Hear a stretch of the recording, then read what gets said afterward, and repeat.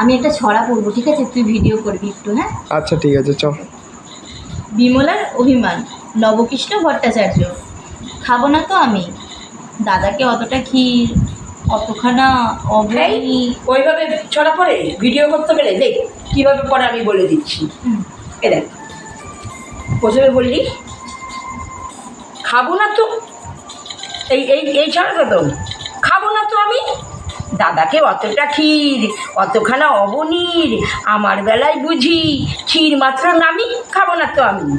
ফুল আনিবার বেলা জামা যা বিমলা যা, পূজা করি দাও এনে সোনামণি মা, কাঁদিলে দুরন্ত খোকা রাখা তারে ভার, তার বেলা ও বিমলা নেমা একবার, ছাগলেতে নোটে গাছ খেলে যে মুড়িয়ে জামা একবার, গিয়ে দে তোমা তাড়িয়ে, দাদা বসিয়ে আছে খেতে দাও তোমা নুন, পানটা যে বড় ঝাল দে মা এনে চুন, যার যত ফরমাস সব কিছু করো, তাতে তুমি বিমলাটি বাঁচো আর মরো।